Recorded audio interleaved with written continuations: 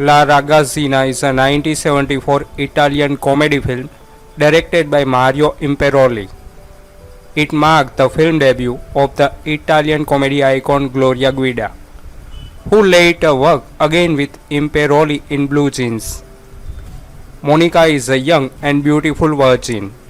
She is only 16 years old and has already attracted the attention of classmates and senior alike. She has a boyfriend Leo, but does not know he is in fact a pimp, who offers young and innocent girls to rich businessmen. One such client falls in love with Monika and offers Leo a significant amount of money to get her. Meanwhile, Monika turns her attention to her teacher, not knowing that he also has his secrets. This is one of the first films of Gloria Guida. What I got out of it, though, was the Guida is playing her usual high school girl in trouble. But this isn't one of the typical lowbrow, idiotic lethal comedies. She'd later be famous for this is more of low-grade drama, similar to Blue Jeans, the other film she later did with the same director. Monika, Guida's character in this film, is dealing with three male shooters. One is a creepy peer, who is pimping out her female classmate to older men. The second is a middle-aged lack and a client of the teenage pimp, who became obsessed with her. The third is a swarthy, slightly older Lothario, who is also carrying on with the middle-aged guy's frosty wife. Monika also has some kind of relationship with the wife, at least enough to merit them taking a topless swim together. Monika is a pretty 15-year-old from a wealthy family and left much to herself. She has a relationship with Leo, a student older than she, who often accompanies her in the car. Over time, however, Monika gets closer and closer to one of her professors, Bruno De Angelis, a non-conformist teacher of art history. Following an inappropriate episode at her 16-year birthday party, Monika decides that Leo isn't the right guy for her and starts falling in love with the professor. The latter and Monika one day have an interesting conversation about love and its meaning. The conversation ends with a kiss and the professor and Monika make love. But he is at the same time the lover of the wife of the lawyer Moroni, who in turn is in love with Monika. When Monika discovers the professor's secret, Moroni tries to console her but exaggerates and forces Monika to flee. During the chase, the lawyer accidentally loses his life. La Ragazzina begins with a pretty teenage girl Monika running on the beach.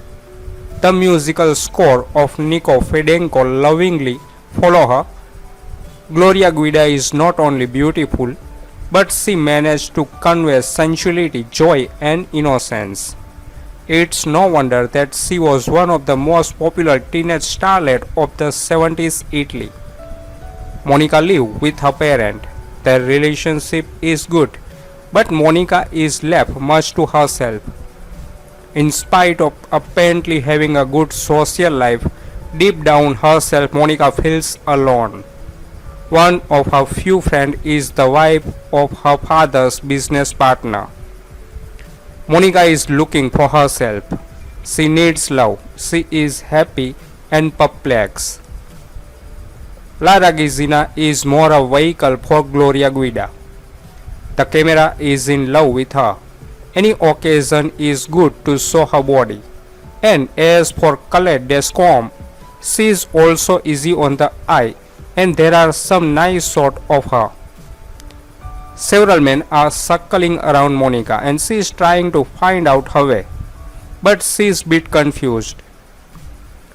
La Ragazzina is a comedy with a little bit of drama, but above all, it's a summer movie. It may not be very deep, but it's a pleasant film and there is a Gloria Guida.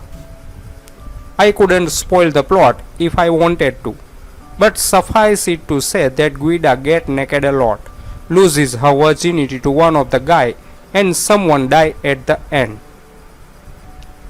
Perhaps the most memorable scene takes place at party where Monika is wildly dancing in a miniskirt surrounded by a group of guys. The lights suddenly go out, she somehow ends up on the dance floor, and the audience is treated to a long, low angle shot of her pent off dance off. Like the whole movie, though the tone of this is a strange mixture of comedy and drama, Monika seems a little traumatized by this development, but certainly not traumatized enough to stop dancing. Anyway, if you have never seen Gloria Guida in action, she was one of the most ubiquitous of an incredible crop of Italian actresses who came of age in the 1970s golden era of Italian exploitation film. She kind of resembled a young Brigitte Bardot or Barbara Busse, and I don't think she ever met a film role she wasn't willing to take all her cloth off for. Blonde, showy, and full of 16-year-old beauty, Monika attracts the attention of her classmate, but also that of other more mature men who wander around the delightful area of Lignano Sabbiadoro in the Veneto region. The girl is tailed by the same age Leo, who has the instinct of the pimp and in fact procure to wealthy gentlemen the graces of the bitter colleague that she managed to convince after having seduced them. But Monika doesn't take the bait, and she prefers the young art history professor with her reserved manner but an expert amateur.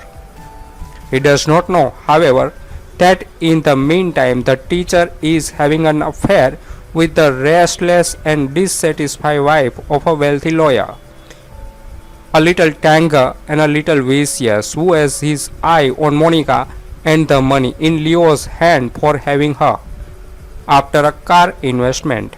Soap drama starring Gloria Guida, which has absolutely nothing to do with the fleeting comedy.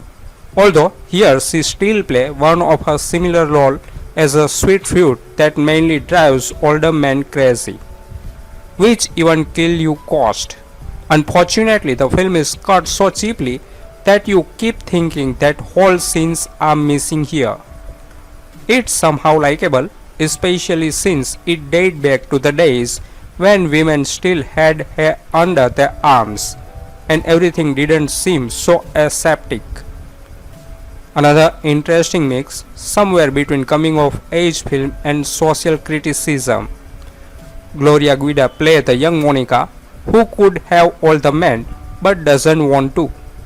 This developed into a calm coming of age drama with sleazy guys. Shallow erotic drama from the 70s with hidden social criticism.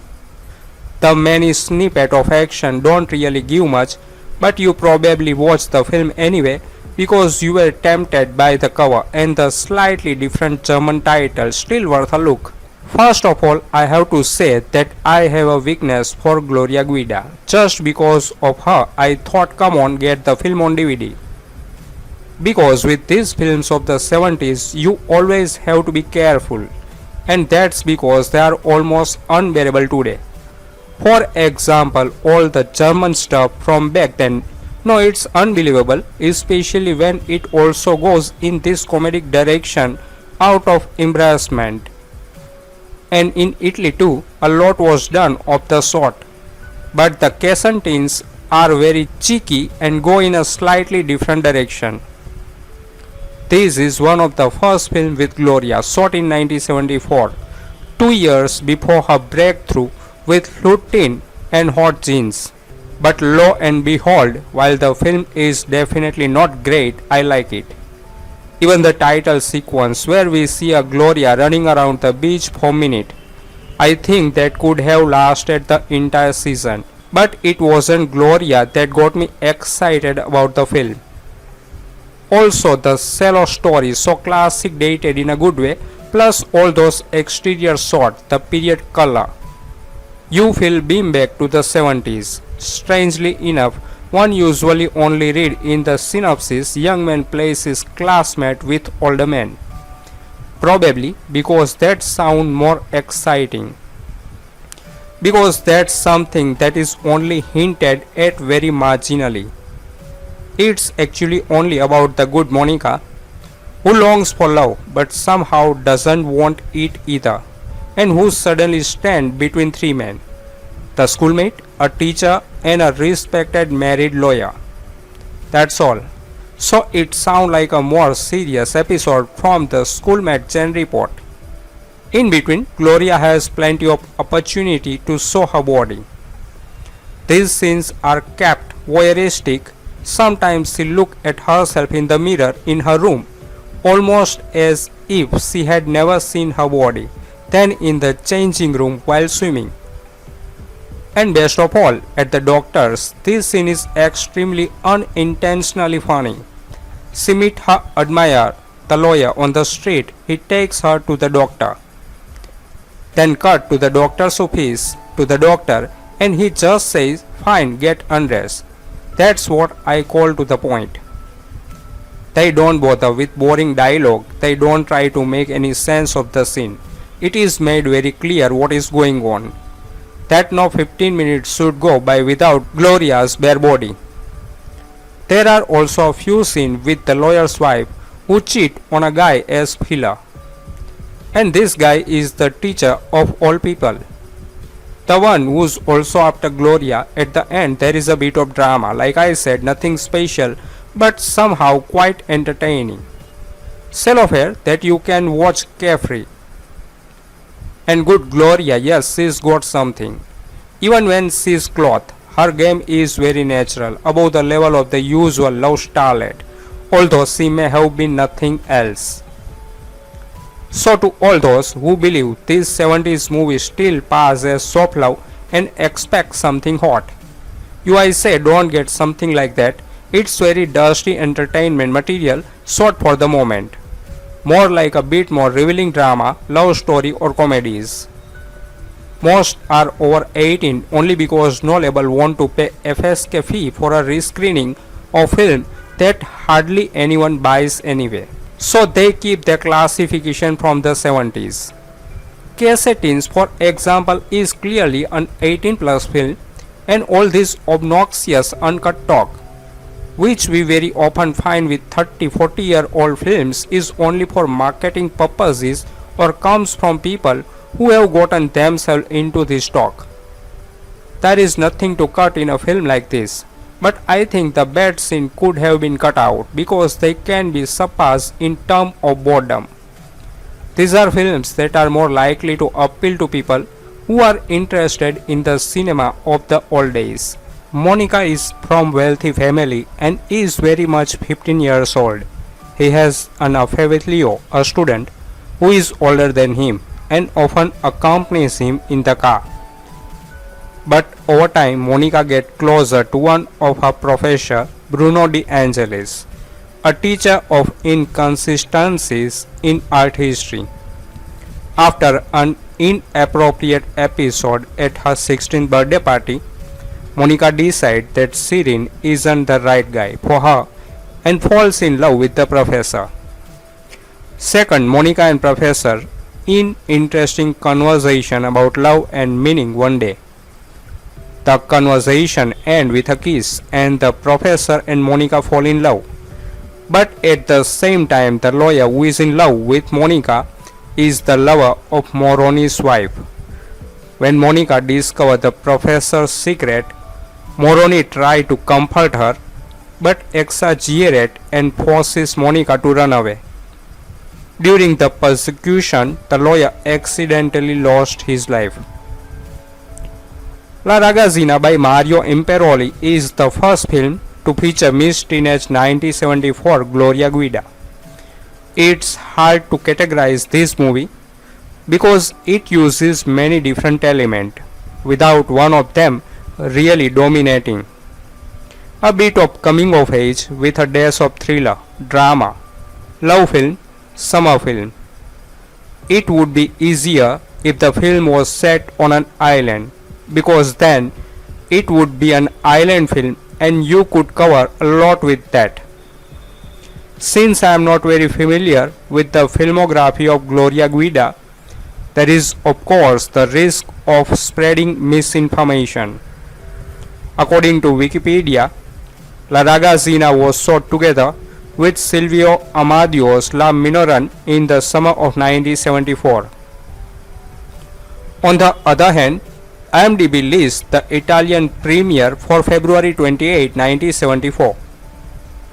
Furthermore, the Italian version is said to be a good 10 minutes longer than the German release.